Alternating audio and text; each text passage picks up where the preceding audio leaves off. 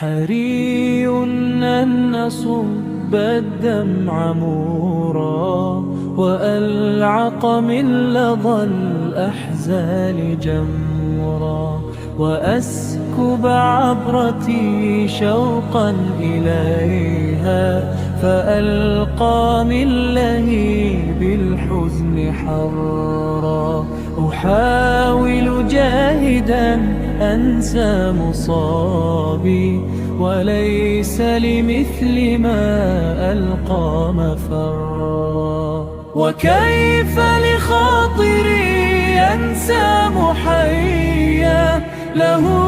في كل وقت وقع ذكرى أرى الدنيا بدون الأم نقصا وإن مروت بك الأيام خطرا إذا هب الصبا رطبا عليلا وغرد بلبل الأحزان فجرا ذكرت كلامها العذب المصفى فسال الدمع في الخدين نهرا تطاولت السنين على التنائي فطال بطولها حزني وأطرى أكابد لوعة الأشواق سرا فيفضحني لسان الحال جهرا سأكتب فيك نثرا ثم شعرا يفوح شذاه في الأرجاء عطرا فراق الأم يهدم في كياني كطير عانق الجوزى فخرا فما هذا التنائي يا فؤادي فقد كسرن والأعضاء كسرا لماذا لا تجيبيني فإني كثير يرتجي بالوصل جبرا رضاها جنة يشفي عليلا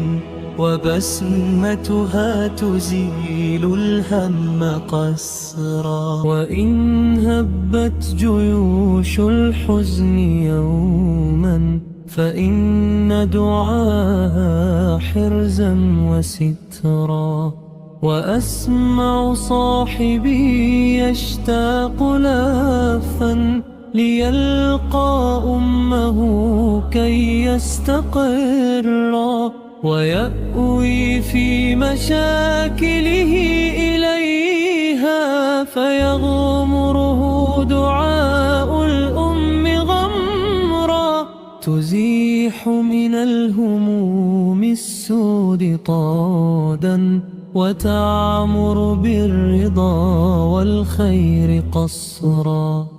هنالك قر في قلبي مصابي فأعظم يا إلهي منك أجرا فقدت الأم يا قومي فمن لي يكون مثيلها في الناس طرا فقدت بفقدها ينبوع دفء وأمسى العيش بعد الأنس قفرا ولكن ما يسليني رجائي برب الكون أن ألقاك أخرى بجنات النعيم يطيب وصل يكون لمهجتي أنسا وبشرى عليك سلام ربي ما توالى سحاب الغيث يسقي الأرض قطرا فتخضر الصحاري من نداها ويزهو الزرع في الأرجاء زهرا فتخضر الصحاري من